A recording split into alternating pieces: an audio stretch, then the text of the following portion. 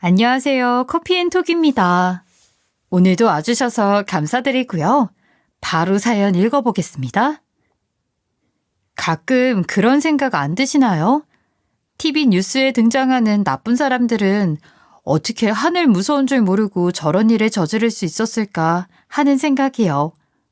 사람은 한낱 미물에 불과한데 어떻게 하늘이 내려다보고 있는 걸 알면서도 저렇게 인간 이하의 짓거리를 하고 살 수 있는 건지 믿기 힘들 때가 있습니다. 저도 그랬어요. 시부모의 두 얼굴을 본 순간 하늘이 무너져 내리는 것 같았는데 결국 그 하늘이 무너지지 않고 파렴치한 미물들을 응징해 줬었기에 이렇게 안정을 찾고 사연까지 보낼 수 있게 됐습니다. 안녕하세요. 저는 결혼한 지 이제 5년이 되는 워킹맘입니다. 아직 아이가 태어난 건 아니고요. 뱃속에서 꼬물꼬물 엄마 아빠 만날 날을 기다리고 있어요. 산부인과에서 아빠를 닮은 아들이라고 하네요. 이곳에서 다른 분들의 사연을 들으면서 위로도 받고 대리만족도 느꼈었는데요. 오늘은 제 사연을 털어놓고 새로운 삶을 살고자 이렇게 사연을 보내게 됐습니다. 출산일이 얼마 남지 않았거든요. 다 털어버리고 새로 시작하는 기분으로 예쁜 아이를 맞이하고 싶어서요. 제 이야기는 남편과 시부모에 관한 것입니다. 저는 올해 10년 차 약사인데요. 남편과는 이웃사촌이었어요. 남편이 제가 일하는 약국에 있는 상가주택에 살고 있어서 거의 매일 얼굴을 보게 됐죠. 오며 가며 인사도 하고 남편이 여기저기 잔병이 많아서 약국에 오는 일이 흔했어요. 감기도 자주 걸리고 두통, 복통, 만성피로에 근육통도 있고 저는 선배 언니와 동업 개념으로 조용한 동네 약국을 운영했었는데요.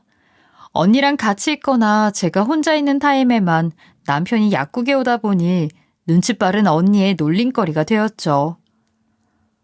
야, 딱 보면 모르냐? 아프긴 어디가 아파. 멀쩡하기만 한데. 일부러 너 있을 시간에만 오는 거 보면 사이즈 나오지. 편의점보다 약국을 더 많이 가는 사람이라면 말 다 한 거 아니냐? 살 거 없으면 한겨울에 모기약이라도 산다고 너 보러 올 사람이야, 그 사람이. 잘해봐. 얼굴도 잘생겼는데 부러워 죽겠다, 야. 선배 언니는 계속 놀렸지만 처음에 전 별로 남편에게 호감을 느끼지 못했었어요. 얼굴이나 키나 옷걸이도 그렇고 어디 하나 빠지는 남자는 아니었지만 그렇게 자주 오는데 말 한 번 제대로 못 걸고 주변 머리가 좀 없어 보였거든요. 제가 워낙 재미없고 모범생 성격이어서 그런지 솔직히 재미있고 호탕한 사람에게 더 끌리긴 했었어요. 저 사람 건설회사 다닌대. 그 정도면 대기업 아니냐? 대리 3년 차고 본가는 경기도. 집이 머니까 회사 가까운데 독립해서 사는 건가 봐. 주말마다 집에 내려가는 거 보니까 집이 농사 짓는 거 아닌가 몰라? 어제 나 있을 때 차 나가는 것 같길래 얼른 뛰어가서 어디 가냐고 하면서 이것저것 꼬치꼬치 물어봤지. 암튼 얘기해보니까 사람 괜찮더라. 예의도 어찌나 바른지 아주 탐이 나더라고. 내가 여동생 하나만 있었어도 낚아채는 건데 아쉬운 대로 너 가지라고 해야겠다. 선배 언니는 그 사람하고 저를 그렇게 엮어주려고 노력했어요. 언니는 원래 대학 때부터 남의 연애사에 정말 관심이 많았거든요. 엉뚱한 사람들 이어주고 굉장히 보람을 느끼는 그런 스타일이요. 제가 모태솔로로 지금까지 제대로 된 연애 한 번 못 해본 걸 잘 아니까 남자만 봤다 하면 저 사람 어떠냐고 찔러보더니 이제 아예 중매쟁이로 나설 참인 것 같았어요. 나 관심 없다니까. 그 남자 나한테 제대로 말 걸어본 적도 없어. 다 헛다리니까 제발 관심 끄고 형부하고 나 잘 지내세요. 어머, 시간이 이렇게 됐네. 퇴근해야지. 오늘 현빈 나오는 드라마 시작하는 날이잖아. 으이구, 저러니까 연애를 실전을 뛰어야지. 드라마만 좋아해서 저걸 어디에다 써. 야, 내가 보기엔 그 남자가 현빈보다 훨씬 잘생겼다. 보긴 엉클째 굴러 들어오는데 자기 복을 자기가 차요. 얼마 뒤 저 혼자 일하는 시간에 또 남편이 약국에 들렀어요. 그런데 이번에는 아무것도 사지 않고 어색하게 약국 안에 서성거리기만 하더라고요. 그러더니 저기 혹시 저녁 드셨어요? 뜬금없는 질문에 당황하고 있는데 남편이 식사를 대접하고 싶다며 같이 먹으러 가자고 하더라고요. 말 한 번 제대로 붙여보지 못하고 서먹서먹하다 끝날 줄 알았는데 그렇게 남편은 제게 고백을 했고 예약 취소가 안 된다는 말에 못 이기는 척 레스토랑에 따라간 그날 저희는 교제를 시작했어요. 남편은 평범한 저에 비해 보면 볼수록 매력적인 외모를 가진 남자였고 생각보다 더 착한 사람이었어요. 같이 다니면 여자들이 힐끔힐끔 쳐다볼 정도로 미모와 자상함이 돋보이는 사람이었죠. 그래서 저는 시간이 흐르면 흐를수록 그에게 더 깊이 빠져들고 말았어요. 사돈 어르신 두 분 다 교사 생활을 하셨고 따님까지 약사니 얼마나 다복하세요. 아이 그래, 저희는 거기에 비하면 너무 평범합니다. 젊었을 때는 서울에서 장사를 했었는데 아파트 생활이 점점 갑갑해져서 경기도로 내려갔어요. 거기서 과일 농사나 지으면서 마음 편히 살려고 했는데 점점 일이 늘어나면서 지금은 꽤 크게 농사를 짓고 있긴 합니다. 우리 착한 아들이 주말마다 내려와서 봐주고 하니까 겨우겨우 유지하지. 해준 거라곤 공부하라 소리 많이 한 것밖에 없습니다. 그랬는데 무슨 복인지 좋은 대학 나와 자기 밥벌이 알아서 하고 사니 고맙죠. 우리 며느리에 비하면 한참 모자라겠지만요. 그래서 말인데 제가 다른 건 며느리한테 해줄 게 없고 그래도 우리 약사 며느님 편하게 지내라고 새 아파트 하나는 해줄 참입니다. 더 좋은 데 시집 갔으면 시댁에서 이것저것 많이 해주셨을 텐데 제 능력이 딱 거기까지네요.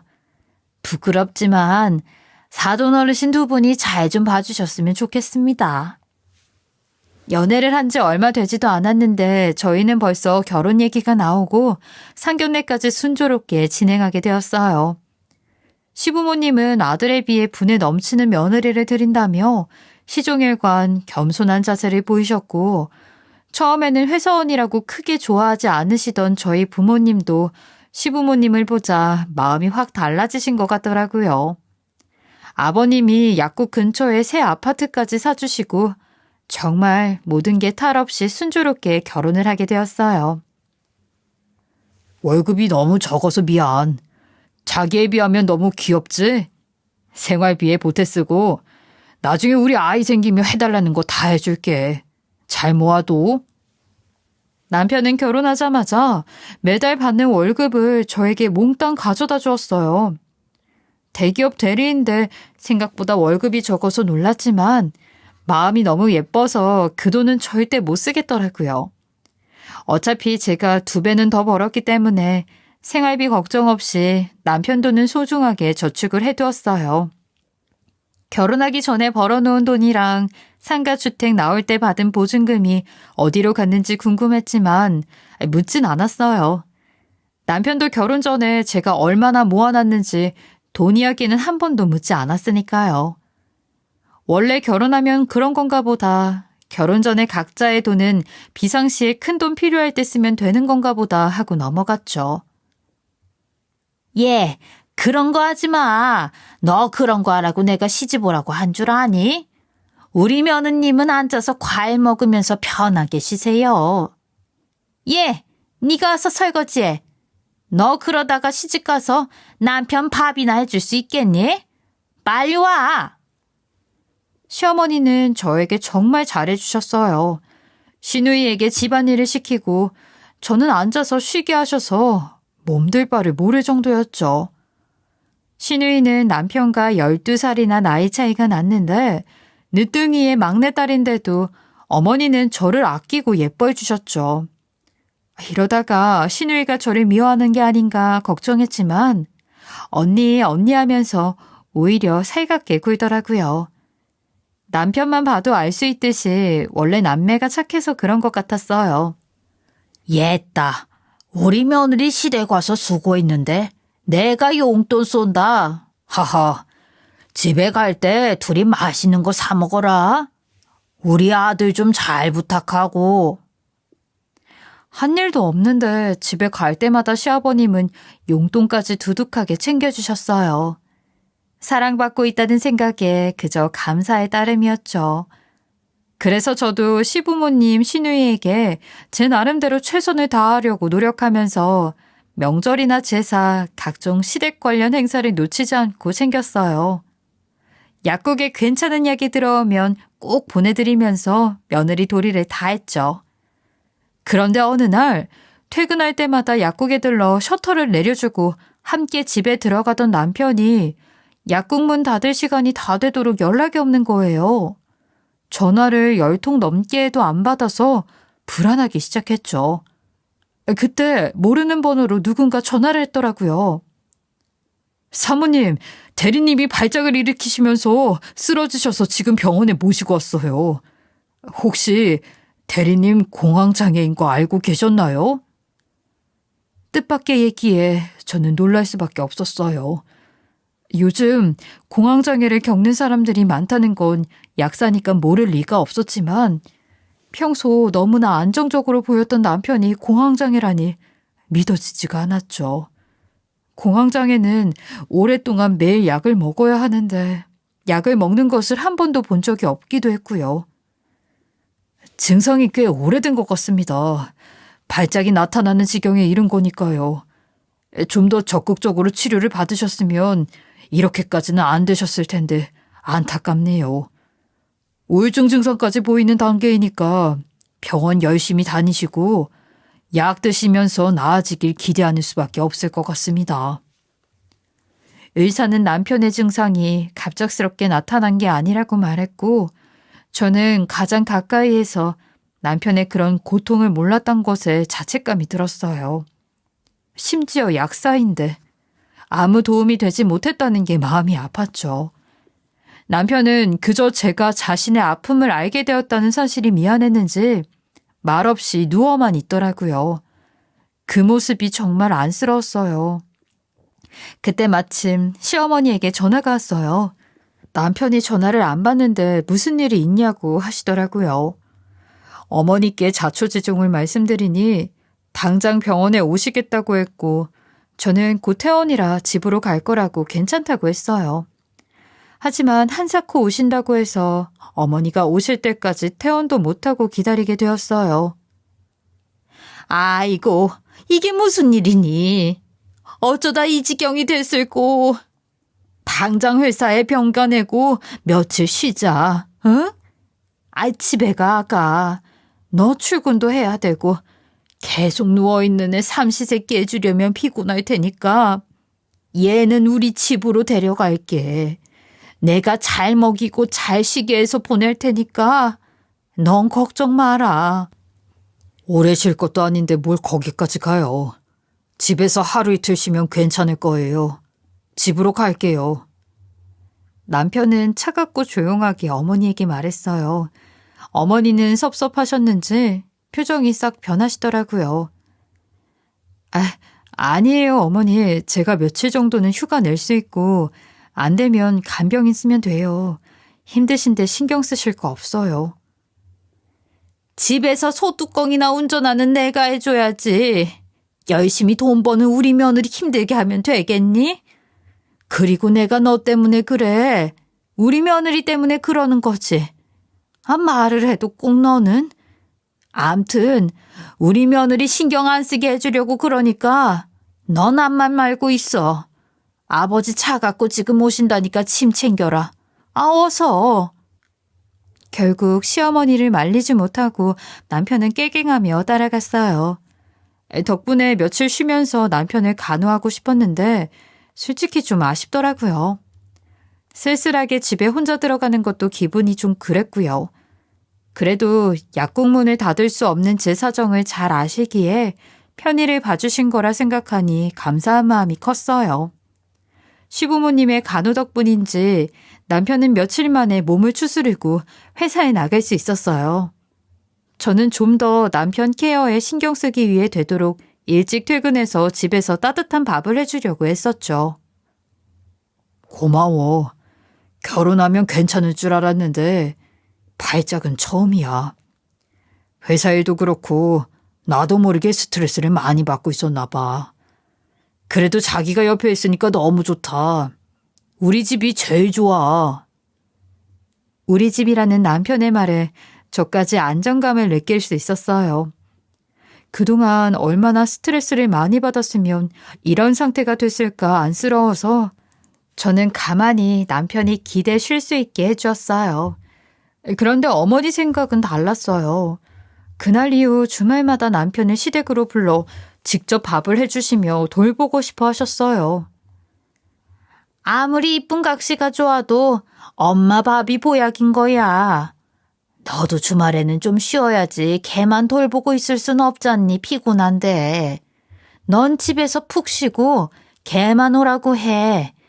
당분간만이라도 내가 그렇게 하고 싶어서 그래. 시어머니의 전화 한 통에 저희는 졸지의 주말 부부가 되었어요. 어머니의 마음도 이해할 수 없는 건 아니어서 그럼 저도 따라가겠다고 했더니 끝까지 그럴 필요 없다며 주말마다 시댁에 드나들면 사람들이 며느리 고생시킨다고 한다고 말리시더라고요. 결국 남편은 금요일에 출근하면 바로 시댁으로 퇴근해서 월요일 퇴근할 때나 집으로 돌아왔어요. 아직 신혼인데 생이별이 아쉽긴 했지만 솔직히 주말에 푹 쉴 수도 있고 아이가 아직 어려서 주말 근무가 어려운 언니 대신 휴일 당번도 자처할 수 있어서 나쁘지는 않았어요. 저도 나중에 임신하고 아이 낳으면 언니에게 아쉬운 소리를 해야 할 일이 많을 텐데 미리 점수를 쌓아놓으면 좋을 테니까요. 그렇게 자연스럽게 주말마다 남편 없이 독수공방하는 신세가 됐고 한 달 지났는데도 남편의 주말 시댁행은 계속됐죠. 야, 나는 네 팔자가 제일 부럽다. 아이 주말에 며느리 쉬라고 남편 보내라는 시어머니가 어딨냐? 네가 아직 신혼이라 잘 몰라서 그렇지. 아기 생기고 살림 늘고 하면 식구들끼리만 해결해줘도 얼마나 고마운데. 하긴 그건 그때 얘기지. 아직은 아닌데 너무 오래 봐주시긴 하네. 그나저나 증상이 아직도 안 좋은 거야? 선배 언니 말대로 처음엔 편했지만 아직 신혼인데 남편과 주말 부부 노릇을 하는 게 슬슬 짜증나기 시작하더라고요. 남편도 본가에 갔다고 크게 좋아지는 것 같지도 않았고요. 그래서 시어머니께 전화를 드렸어요. 이제 주말에 제가 남편 챙기겠다고요. 아이고 얘. 너도 주말에 약국 나가고 하는 거 같던데 신경 쓰지 마. 겨울이나 돼서 괜찮으면 그때는 그렇게 하든지 하고. 귀한 며느리인데 내가 아껴줘야지 누가 아껴주겠니? 나도 갑자기 아들 장가 보내고 나니까 허전했는데 이렇게라도 같이 시간 보낼 수 있으니 너무 좋다. 언제 또 아들하고 일해보겠어? 안 그러니? 그러니까 네가 좀만 이해 좀 해줘. 시어머니는 강경하셨고 그렇게까지 말씀하시는데 더 이상 할 말도 없더라고요. 남편도 처음에는 같이 가길 바라는 눈치였는데 어느 순간부터 저한테 집에 있으라고 그냥 혼자 가는 게 낫겠다고 했어요. 그 말이 내심 섭섭하기도 하고 저렇게까지 오지 말라는데 가기도 민망해서 어느 정도 포기하며 지내고 있었어요. 겨울이면 한참 남았는데 한숨만 쉬면서 말이죠. 뭐? 연차까지 쓰고 오늘 바로 내려간다고? 왜? 이뿐만이 아니었어요. 가끔 한 번씩은 몸이 안 좋아 다음날 연차 썼다며 목요일부터 시댁에 가버리는 일도 있었어요. 좋고 편한 것도 하루 이틀이지. 정말 너무한다 싶었죠. 야, 근데 너무 심하긴 한다. 혹시 너희 신랑 마마보이 아니야? 원래 효자랑 마마보이는 한 끗 차이라잖아. 아니면 설마 집에 숨겨둔? 아니다. 내가 너무 갔다. 미안해. 그냥 그러라고 둬. 어쩌겠어? 다른 데 가는 것도 아니고 자기 엄마네 가는 건데. 선배 언니의 그 말을 들으니 갑자기 의심의 꽃이 피어오르기 시작했어요. 생각지도 못했는데 남편에게 비밀이 있을 수도 있다는 생각에 걷잡을 수 없이 상상의 나래를 펴게 되었죠. 주말마다 뒤도 안 돌아보고 집에 가는 것도 그렇고 시부모님이 저한테 유독 잘해주시는 것도 그렇고 정말 집에 애라도 숨겨둔 건 아닌지 걱정이 되더라고요. 그러다 일이 나고 말았어요. 집에 택배가 왔는데 잘 보니 아토피용 크림 세트였어요. 너무 많이 샀길래 아토피 피부염이 생겼나 싶어 남편에게 물었죠. 그랬더니 글쎄, 그거? 그거 내가 쓸 거 아니고 동생이 쓴다고 하길래 산 거야. 그게 왜 여기로 왔지? 내가 정신이 없어서 주말에 갈 때 가져가야 되겠다. 나 저거 차에 갖다 두고 올게. 오빠가 여동생 주려고 아토피 크림을 잔뜩 산다는 게 어딘지 자연스럽게 느껴지지 않았어요. 그걸 또 자기 집에서 받아서 굳이 차로 가져다 준다는 건 더 이상했고요. 특히 남편의 심하게 당황하는 모습이 의심스럽게 느껴졌죠. 의심이라는 게 처음 시동 거는 게 어렵지 한 번 걸리면 어디로든 달리고 말잖아요. 결국 저는 혼자서 이 생각 저 생각을 하다 몸살이 나고야 말았어요. 식은땀이 너무 나고 오한이 나서 약국도 못 나가고 병원에 갔는데 몸이 너무 허해졌으니 영양제 주사라도 맞고 가는 게 좋겠다고 하더라고요. 사실 며칠 밥을 못 챙겨 먹어서 현기증이 났거든요. 그래서 영양제 주사를 맞고 누워있는데 혼자서 이러고 있는 게 외롭게 느껴지더라고요. 그래서 남편에게 인증사진을 보내고 위로를 받고 싶었어요. 자기야, 괜찮아? 그러니까 왜 그렇게 밥을 안 챙겨 먹고 그래? 약국에 얘기하고 며칠 푹 쉬어. 마침 내가 오늘 집에 내려가니까 혼자서 편하게 쉴 수 있겠네. 방해 안 할게. 집에 가서 잘 자고 있어. 뭐? 지금 내가 이 지경인데 자기 집에 또 가겠다고? 그럼 어떡해. 이미 다 준비하고 나왔는데. 택배 온 것도 갖다 줘야 하고. 가서 맛있는 반찬 얻어올게. 그리고 내가 있는 것보다 그게 나을 거야. 푹 쉬어. 응? 정말 어이가 없었어요. 와이프가 아프다는데도 굳이 본가에 가서 쉬고 오려는 남편을 이해할 수가 없었죠. 우리 집은 평일 출퇴근을 위한 하숙집처럼 쓰고 주말에는 본가에 가서 따뜻한 엄마 밥을 먹으려는 남편이 미워지기 시작했어요. 자기야, 이건 좀 아니지 않아? 이 상황을 지금 누가 상식적으로 이해할 수 있겠어? 자기야, 아픈데 옆에 있어주지 못하는 건 나도 미안한데 나도 몸이 아직 그렇잖아. 그런데 말이 좀 심한 거 아니야? 자기 고생하는 거 덜어주려고 푹 쉬라고 피해주는 건데. 나야말로 섭섭하다. 몸살 한번 난 거 가지고 너무 투정하는 거 아니야? 남편의 반응에 저는 너무 화가 나서 전화를 끊어버렸어요. 화가 복받쳐 올라 혼자 있는 주사실에서 엉엉 우는데 남편은 미안하다는 전화 한 통 없더라고요. 마마보이한테 시집가서 이 서러움을 받나 싶어 못 견딜 지경이었어요.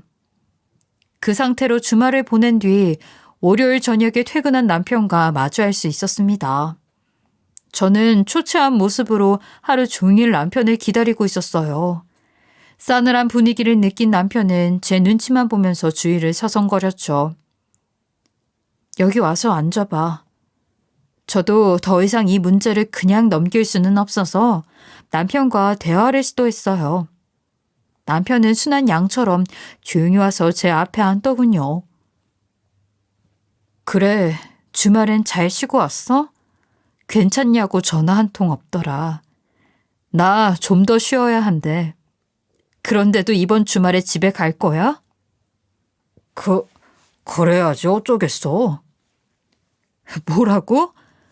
자기 어떻게 그래? 혹시 집에 금덩이라도 숨겨놨어? 아님 여자야? 설마 진짜 애라도 있는 거야? 남편은 당황했는지 얼굴이 시뻘개지더라고요.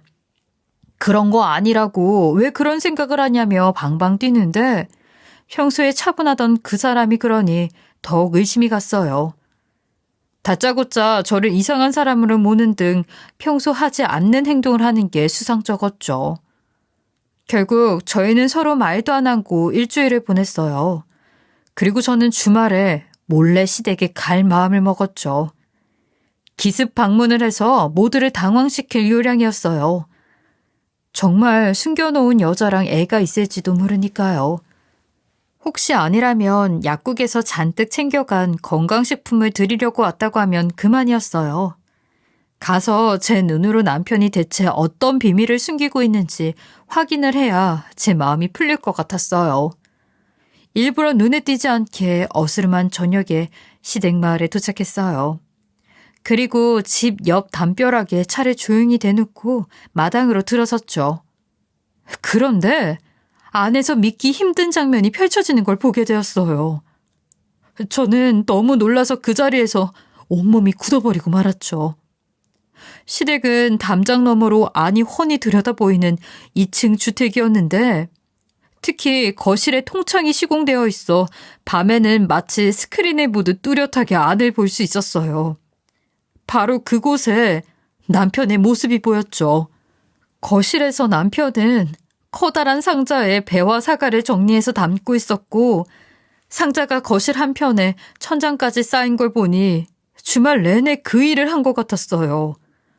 옷도 구질구질하고 얼마나 오래 그렇게 앉아 있었는지 허리가 구부정해져 있더라고요.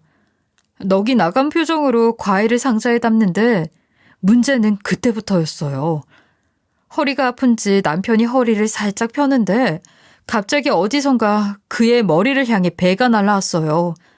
그 충격에 남편은 몸을 휘청했고 순식간에 배는 작살이 났어요. 더욱 놀라운 것은 머리부터 옷이 흥건하게 젖었지만 남편이 그 상태 그대로 다시 배를 상자에 담는 거였어요.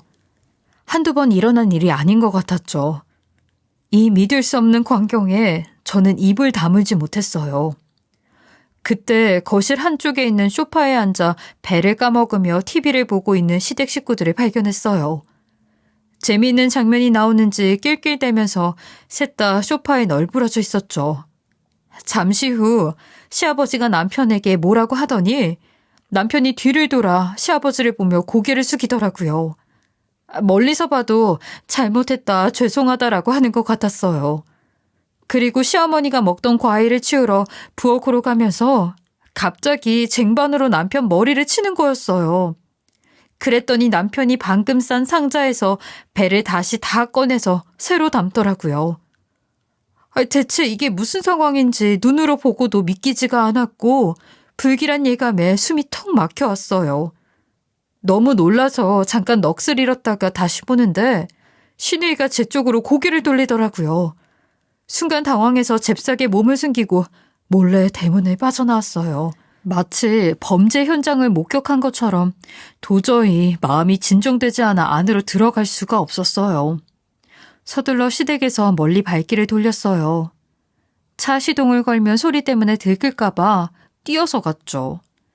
얼마나 허겁지겁 도망쳐 왔는지 마을 입구 쪽에 작은 구멍가게가 하나 있는데 그 앞에 파라솔을 보자마자 의자에 주저앉고 말았어요. 아니, 가수원집 세댁 아니여? 다 저녁 때 여기에는 왜? 아무 떨어졌다고 사오래? 하여튼 그 집 식구들은 평생 아들을 그렇게 부려먹더니 이제 며느리까지 부려먹으려고 그러나 보네. 네? 그게 무슨 말씀이세요? 아니요. 그냥 해본 소리요. 그래 뭐 줄까? 뭐 음료수라도 하나 갖다 줘? 좋다. 내가 음료수 하나 서비스로 갖다 준다. 기다려, 엥? 저는 이때다 싶어 가게 안으로 들어가려는 아주머니의 손을 덥석 잡았어요. 아주머니는 뭔가 알고 계신 것 같았거든요. 하지만 아주머니는 곤란한 듯 말을 못하셨고 결국 저는 방금 본 장면을 말씀드릴 수밖에 없었어요.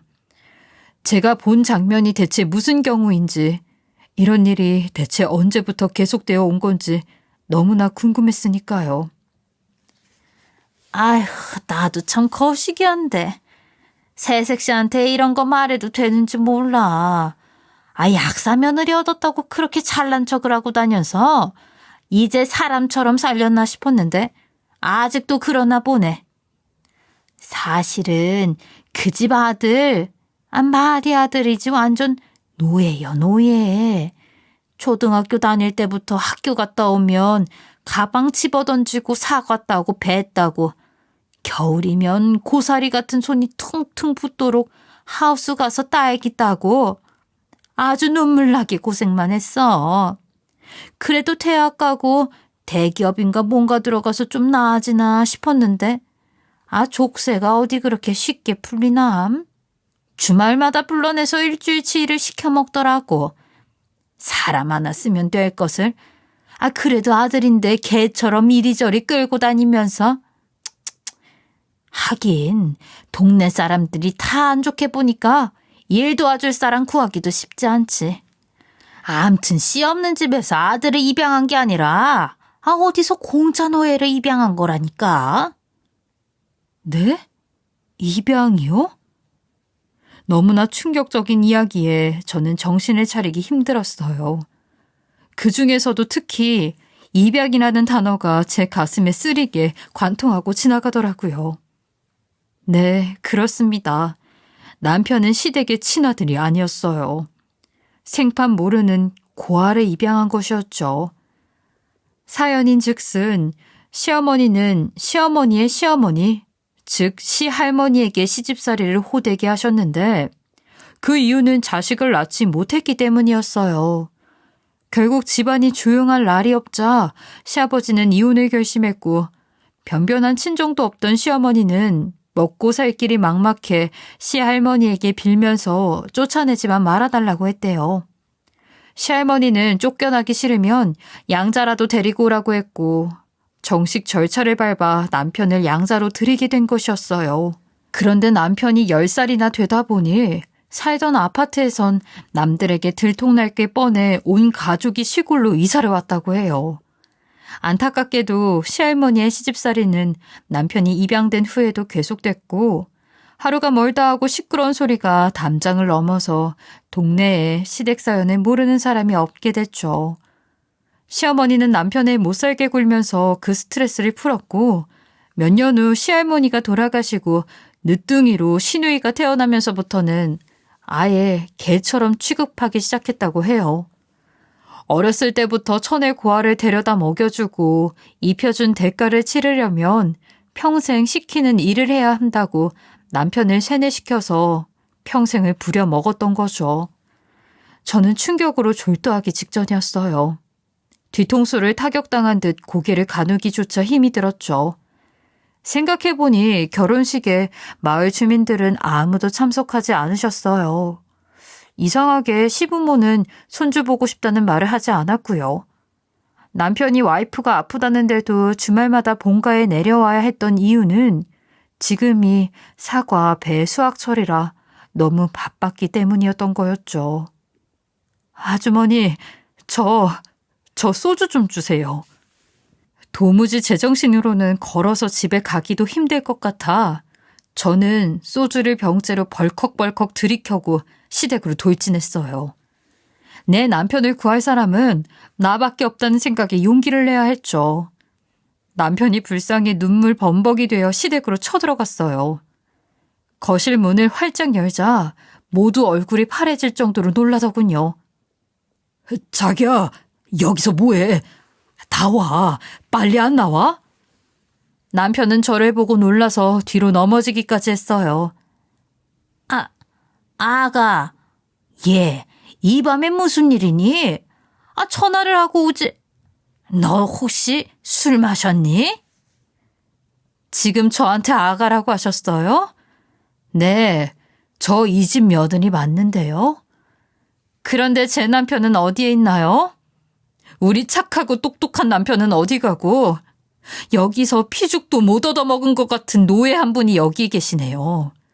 지금 이 상황 누가 설명 좀 해주시겠어요? 얘가 어디 시댁에 와서 행패야. 많이 취한 것 같으니 술 깨고 얘기해라. 여보, 얘 좀 뉘어. 시아버지의 그 말에 남편은 벌떡 일어나 저를 부축했어요. 마치 명령어가 입력된 듯 순식간에 지시에 따르는 남편을 보자니 사람인가 아니면 이 집 로봇인가 싶더라고요. 자기, 괜찮아? 이러고 평생을 산 거야? 저는 울부짖었고 그 모습을 본 남편은 그때야 정신이 들었는지 식구들을 돌아가며 쳐다보더라고요. 가자. 일단 나가. 여기 더 있다가는 무슨 일을 당할지 몰라. 남편 손을 잡고 저는 현관문을 나왔고 남편은 순순히 끌려 나왔어요. 그 모습을 본 시어머니가 엉겹결에 손에 들고 있던 행주를 남편에게 던졌고 순식간에 저도 남편도 걸음을 멈추었죠. 아이, 싸가지 없게 어디서 어른들 앞에서? 아니, 그렇게 가버리면 어떡해? 거기 안 서? 저는 참지 못하고 소리를 질렀어요. 지금 뭐 하시는 거예요? 부끄럽지도 않으세요? 아무리 친아들이 아니어도 그렇지. 어떻게 사람을 개만도 못하게 살게 해요? 예? 어떻게 그래요? 그리고 저는 뭐예요? 버젓이 결혼시켰으면 그때라도 정신 차리고 그만둬야지. 내가 이 집 꼭두각시예요? 어느새 담벼락에는 빼곡히 동네 사람들이 모여 있었어요. 씩씩거리며 시댁에 쳐들어가는 저를 보고 구멍가게 아주머니가 동네방네 사람들을 불러 모은 거죠. 자기가 직접 말해봐. 동네 사람들 다 보는 앞에서 똑똑히 말해. 이 사람들이 자기한테 무슨 짓을 했는지. 남편은 우물쭈물하더니 서러움이 폭발했는지 아이처럼 울고 말았어요. 억울한 일을 당했는데 엄마가 나타나자 마음이 놓인 아이처럼 제 뒤에서 펑펑 울기만 했죠. 그 모습이 너무 안쓰러워 저도 울고 동네 사람들도 울었어요. 시댁 식구 3명만 빼고요. 아이고, 꼬습다. 사람의 탈을 쓰고 그렇게 살면 안 되는겨. 똑똑한 며느리 들었다고 자랑하더니만 똑똑한 며느리 덕에 아들내미 목줄 풀리는 깝네. 어디선가 이런 소리가 들렸고 저는 당장 여기서 무엇을 해결할 게 있나 싶어 우는 남편의 손을 잡고 시댁을 나왔어요. 동네 사람들의 환호를 받으며 택시를 타고 집으로 돌아왔죠. 며칠을 못 잤는지 돌아오는 길에 아기처럼 제품에서 쌕쌕거리며 잠이 든 남편은 집에 도착해서야 원래의 모습을 되찾을 수 있었어요. 그리고 자기의 길고도 슬픈 유년사를 저에게 모두 털어놓았어요. 구멍가게 아주머니의 말처럼 남편은 10살에 시댁으로 입양됐고 말도 못할 구박을 받으면서 모진 세월을 견뎌야만 했다고 해요. 평생 노예로 살지 않으려면 대학에 가거나 취직을 할 수밖에 없다고 생각해 그 와중에도 밤새워 공부를 했고 결국 서울에 있는 대학과 회사를 다니며 어느 정도 집에서 벗어날 수 있었대요. 양자 데려다 잘 키웠다는 소리를 듣고 싶었던 시부모가 어느 정도 봐준 거였어요. 하지만 학비며 월세 등을 이유로 주말마다 집에 내려가 일꾼 몇 사람의 몫을 해내야 했고 월급을 받게 된 후부터는 그동안 쌓인 빚을 갚으라며 돈까지 몽땅 뺏겼었다고 해요. 그러다가 저를 만난 건데 처음에는 당연히 자기 처지에 연애나 결혼은 엄두도 낼 수 없었는데 남편이 절 좋아하는 걸 눈치챈 시부모가 의외로 떠다밀며 결혼하라고 부추겨 내심 기뻤다고 해요. 이제 결혼도 하고 해방도 되나 보다 싶어서요. 그리고 시부모는 집까지 마련해 주었는데 대신 월급에서 100만 원씩 시댁에 내놓기로 했다고 해요. 시부모는 자신들을 마땅치 않게 보는 동네 사람들 앞에서 어깨에 힘줄 만한 이벤트가 필요했고 그게 바로 저와 남편의 결혼이었던 거예요. 또 남편이 결혼하면 시부모가 늙었을 때 돌봐주고 제사도 지내줄 것이라고 생각했겠죠. 나중에 여동생도 돌봐줘야 하니 그렇게 잘해주는 척 했던 거였어요. 제가 알면 분명히 남편을 떠날 거라고 시부모가 세뇌시켜서 남편은 저에게 아무 말도 하지 않았던 거였죠. 남편의 월급이 생각보다 적었던 것도, 남편이 지나치게 효자이며 공황장애를 오래 앓고 있었던 것도 모두 시댁의 끔찍한 만행 때문이라고 생각하니 참담했어요.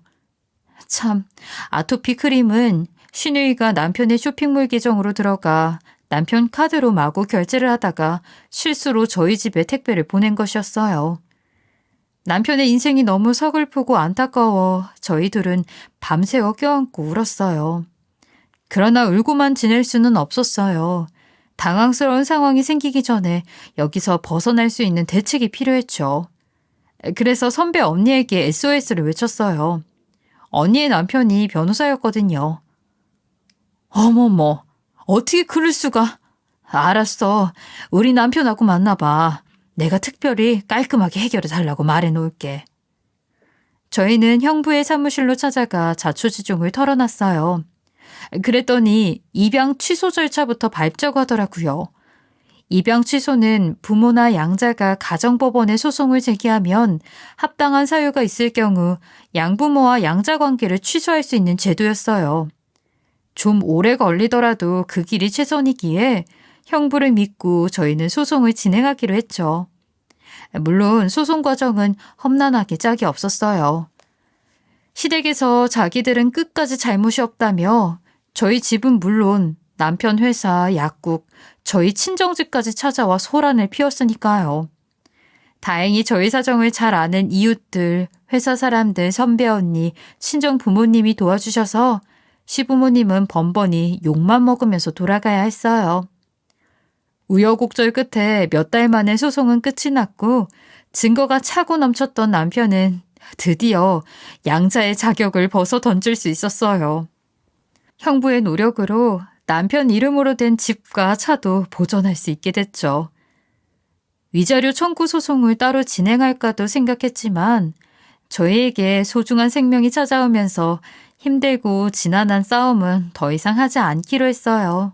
대신 남편에게 행했던 시부모의 행동을 이유로 시댁 식구에게 접근 금지 명령을 내렸죠. 재판 결과가 나오던 날 시부모는 분을 이기지 못해 법원에서 고래고래 소리를 지르더라고요. 그 모습을 본 저는 피가 끓었지만 뱃속의 아기에게 좋은 모습만 보여주고 싶어 꾹 참았어요. 하지만 남편은 참지 않았어요.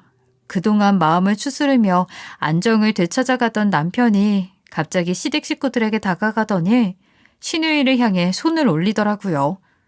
시부모는 소스라치게 놀라며 순식간에 시누이를 온몸으로 막았고 그 모습을 본 남편은 조용히 손을 내렸어요. 그리고 시부모를 향해 이야기했죠. 누구도 손가락 하나 건들 수 없게 그렇게 지켜줘야 하는 게 자식입니다. 필요하면 데려와서 개처럼 부려먹는 게 아니고요. 저도 어머니 아버지 같은 부모가 될 겁니다. 내 자식 다칠까 봐 온몸을 던져 지켜내는 그런 부모요. 여기서 연은 끝났지만 부디 만수무강하시길 바랍니다. 그날 이후 저희는 시댁 식구들을 본 적이 없습니다. 형부가 그러는데 과수원 팔고 멀리 남쪽 지역으로 터났다고 하네요. 본인들이 저지른 업보를 그대로 받게 됐으니 조용히 지낼 수밖에 없겠죠. 그리고 저희 아기의 태명은 해방이입니다. 남편이 지어준 이름이에요. 해방이는 남편을 쏙 빼닮아서 잘생기고 착하고 성실하며 자상한 남자로 자라길 바랍니다. 당연히 저희는 그 누구보다 좋은 부모가 되기 위해 최선을 다하며 살 거고요. 벌써부터 해방이와 함께할 날들이 기대되네요. 저의 긴 사연 들어주셔서 감사합니다. 여러분도 사랑받기 위해 태어났다는 걸 꼭 잊지 마시고 사셨으면 좋겠습니다. 지금까지 커피앤톡이었습니다. 오늘도 끝까지 함께 해주셔서 감사하고요. 다음 영상으로 또 찾아뵙겠습니다.